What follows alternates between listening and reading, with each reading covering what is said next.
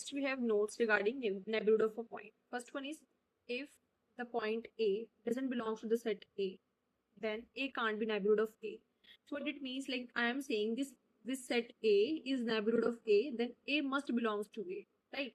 For becoming neighborhood, if it doesn't belongs to A, then it can't be neighborhood. Clear? Second, phi, the empty set, is neighborhood of each of its points. Why? Because phi does not have any element, so we can imagine the all elements belongs to that, so it is from there, right? Third, if the set is phi, like we know that for phi it is neighborhood, but if the set is not phi and the set have no open interval, then by definition of neighborhood, yes, we are having like A can't be neighborhood of any of its points, right? Fourth, like for example, consider like I had a point A and I am considering the set singleton A.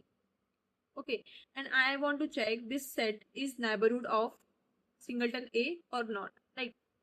So for neighborhood, what we have, for calling it as a neighborhood, we must have the open interval, basically A minus epsilon and A plus epsilon, right? But in this set, there is only one element, so we can't get the values like A minus epsilon, like the values less than A, or A plus epsilon, the values greater than A. Okay, because there is only one single element, so there is no open interval exists like this. That is why this is not neighborhood of A. Okay.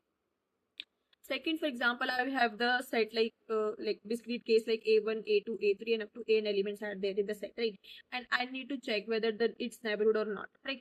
For neighborhood, let's just consider I have made this, and I have plotted the points like A1, A2, A3, and An. Okay, so here I'm saying neighborhood of A1 is there or not, right? For neighborhood, what we have, like the left side of points and right side of points should be there, right?